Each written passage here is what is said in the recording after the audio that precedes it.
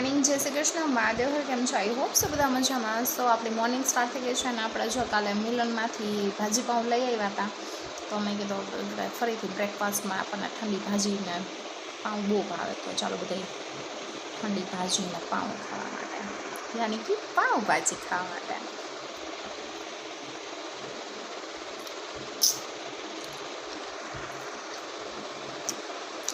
સસરાને ફરીથી લઈ ગયા છે હોસ્પિટલે.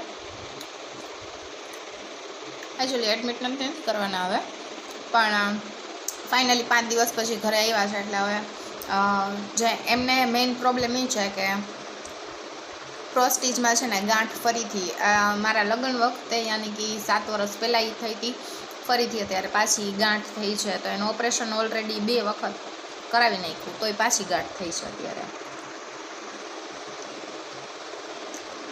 તો કેથેટર ચડાવવું પડે. કેથેટર ચડાવ્યું છે એટલે ડેઈલી ચેકઅપ કરાવવું પડે, અને એમાં એમને રસી થઈ જાય છે, તો એમને એવો પ્રોબ્લેમ થાય છે. અને કેવું વહી ગયા છે ટિફિન લઈને. આજનું મેનુ હમણાં હું તમને કહી દઉં કે આજનું મેનુ ઓલરેડી આપણે વયું ગયું છે ટિફિનમાં. ગુવાર બટેટાનું શાક, ભાત અને રોટલી વહી ગયા છે, અને પાપડ ચોરી નાસ્તામાં કેવું લઈ ગયા છે. અને આપણે સસરા માટે ફરીથી ફરમાઈશ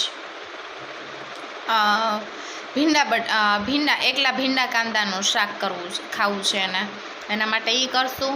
અને કેરીના કટકા કરશું આજે, રોટલી, અને થોડોક એવો ફજેતો કરશું, વિચાર એવો છે, પછી જોઈએ.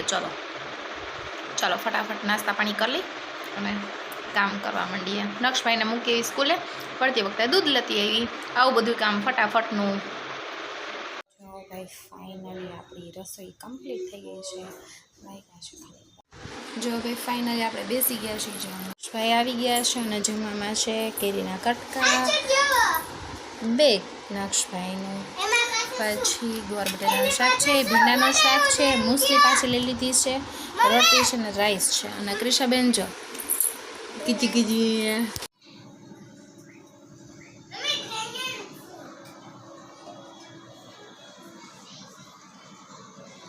હાય નક્ષભાઈ. ટાઈમ આમનો વયો જાય છે, અને ફરીથી હોસ્પિટલના ધક્કા ને બધું ચાલુ થઈ ગયું છે. કારણ કે સસરાને કેથેટર ચડાવવાનું ઉતારવાનું વારે ઘડીએ છે, આવું ડે બાય ડે આવું થાય છે. તો સારું, ચાલો આવું કંઈક છે અત્યારનું. મળીએ કાલે એક નવા જ બ્લોગ સાથે. ત્યાં સુધી બાય બાય, ગુડ નાઇટ, જય Shri Krishna, Mahadev. Hello friends, good morning, જય શ્રી કૃષ્ણ, મહાદેવ. કેમ છો? આઈ હોપ સૌ તમે જમા સાવ. તમારું સ્વાગત છે મારા એક નવા જ બ્લોગમાં. અને વાગ્યા છે જો ભાઈ 12:30, અને આવ્યા છે મારા નણંદના સાસુ અને સસરા જોવા માટે. તો લઈ આવ્યા છીએ આપણે આઈસ્ક્રીમ. એ લોકો લઈ આવ્યા છે એટલે આપણે લોકોએ થોડોક વિવેક કરવો જોઈએ ને. પણ હકીકતમાં એવું છે કે મારા સસરાને ખાવામાં જરાય કંટ્રોલ નથી, એટલે વારે ઘડીએ હોસ્પિટલના થોડા થાય. એમને જે હોય ખા એમને લિમિટમાં. એમનું અત્યારે 92 હતું વેઇટ, એની જગ્યાએ 94 થઈ ગયું છે. 2 કિલો વજન વધારી દીધું છે. તો ક્યાંક તો અસર બોડી તમને દેખાડે, અને તમને થોડુંક થાય નહીં પહેલાં તમને સાઈડ ઇન્ડિકેશન થોડાક બોડીમાં તમને આપે જ. કેવી રીતે અને શું એ તમારે જોવાનું છે. આપણે માંદા પડવા ને એ પહેલાં તમને આમ સુસ્તી જેવું લાગે ને એવું બધું લાગે, તો એ ઇન્ડિકેશન જ કહેવાય. બરોબર છે, આવું કાંઈક છે. ચાલો સેવા ચાકરીમાં લાગી જઈએ. તો ફ્રેન્ડ્સ, તો ફાઇનલી જો ભાઈ આપણે લંચ માટે બેસી ગયા છે. ને કેવું જમી લીધું? કેવું હતું જમવાનું? નક્ષભાઈ જો આજે તો ભાઈ આજે છે કર્ડ હારે થોડાક મમરા હતા ને, તો એમાં મેં કર્ડ નાખી દીધું હતું, બહુ ભાવે. રીંગણા વટાણા બટેટાનું મેં શાક, કેરીના કટકા, રાઈસ અને રોટલી, અને અહીંયા છે થોડુંક એવું પિકલ્સ. તો ચાલો બધા જમવા. સવાર અમારી આવી સરસ પડી સન્ડે મોર્નિંગ. કિશાબેન નક્ષભાઈ માથું થપ કરી દે છે. નાના કરાવ દીકુ, ઓય હા કરાવે ને થોડાક પિસ્તાલ પાકે પડે નોખીભાઈ હેલો ફ્રેન્ડ્સ, ગુડ આફ્ટરનૂન. આપણી મોર્નિંગ આજે બપોરથી ચાલુ થાય છે. સવારે વળી પાછા સસરાને હોસ્પિટલે લઈ ગયા હતા અને બાટલો અને એવું ચડાવવાનું હતું, એટલે તો આવું કંઈક હતું. માંડ જ નવરા થયા છે અને આજે કામવાળા નીચેવાળા એ નહોતા આવ્યા. આપણે જો વાસણ જોઈએ તો આટલા બધા વાસણ કરવાનો વારો આવ્યો. અને જો ભાઈ આપણે આજે ઓટીએસ એકદમ સાબુના પાણીથી આખું વોશ કર્યું છે, નીટ એન્ડ ક્લીન. જો અહીંયા હજી છે ને થોડોક ઘસવાની માં પાછી જરૂર છે લાગે છે. આ તો પાણીના લીધે થઈ ગયું છે. આ જો ફરીથી આ કાલનો કાર્યક્રમ રહેશે. અહીંયા મેં મસ્ત ચોખ્ખું બનાવ્યું પાછું. આ બાજુ વળી પાછો કાલનો કાર્યક્રમ રહેશે. થોડાક ટાઈમ આવું થોડુંક બ્લેક જેવું થઈ જાય એટલે ઘસવું વધારે પડે, એટલે પેન્ડ બજી ગઈ. સવારનું કરતી અત્યારે માંડ થયું. અને મારા સસરાને દવાખાનું પૂરું થતું નથી અને સાસુમાને રસોઈ બનાવવામાંથી હક થતું નથી. ઢગલે ધીંગાણા ઢોકળાનું પલાળીને બેઠા છે અને એક ઓર માંદગી હોય ને એક ઓર એને ખાવાનો ચસ્કો હોય. બોલો, વિચાર કરો શું કરવું આને મારે.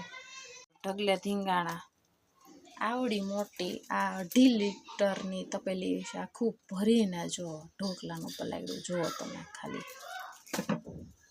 આટલા બધા ઢોકલા બધાય આવશે એટલે બધાય ખાશે. કેટલું રસોઈ મારે કેટલી વખત મારે જવા દેવી પડતી હશે. આવું કંઈક છે. બોલો હવે શું કરવું. આવું કંઈક છે. અને અત્યારે હતું કોબી ચોટાણા બટેટાનું શાક. કેયુર માટે તો ભીંડા બટેટાનું શાક, ભાત, રોટલી અને ફજેતો.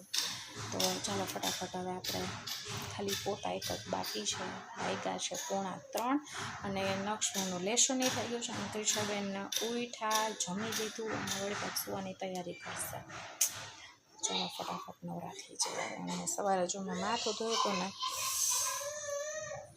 આમ નમ છે ચકોર જેવું. ચાલો ફટાફટ નવરા થઈ જાય. લો ફ્રેન્ડ્સ, તો ફાઇનલી જો ભાઈ ઇવનિંગ થઈ ગઈ છે અને આપણી સાથે આવી ગયા છે ક્રિશાબેન. ક્રિશાબેન જો હાય કીજો બે ચોટીવાળીને ક્રિશાબેન રેડી થઈ ગયા છે અને જો ભાઈ હવે ધમાલ મસ્તી ચાલુ કરી દઈએ છે. કા ક્રિશાબેન ધમ ધમ ધમ જો જો જો જો જો જો જો જો આવું કંઈક છે. ઊભી રહે છે તો ઊભી રહે. દિગી દિગી દિગી દિગી દિગી દિગી એ ગઈ ગઈ ગઈ એ ગઈ ગઈ ગઈ ગઈ ગઈ એમ કે રાધે રાધે વલ્લભ રાધે. કા તો ક્રિશા તરત ક્રિશા તાલી પાડે. હાય હાય કર દે. હાય રાધે વલ્લભ કર દે. 1 2 3 સ્ટાર્ટ. રાધે રાધે વલ્લભ રાધે. તું કર. રાધે રાધે શ્યામા રાધે રાધે રાધે ગૌરી રાધે. માવા મકલું છે માવા મગમાં. ક્રિશાબેન હમણાં વધારે દુબળા થઈ ગયા છે બીકોઝ એક સાથે 2 દાઢ આવે છે ઉપર. હા હા તારી વાત કરવી છે. હોય હોય હાય કદે. હાય આવી ગયા છે ઉઠીને આપણી સાથે. હાય નાચ. હાય ઊભી રહે છે તું.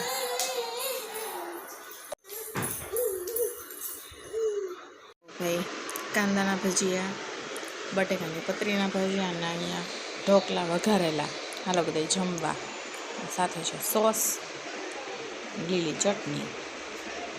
ફ્રેન્ડ્સ જો ભાઈ ફાઇનલી આપણે જમી કરીને ફ્રી થઈ ગયા છીએ અને જો પાછું બમ્બુડું વાળી દીધું છે.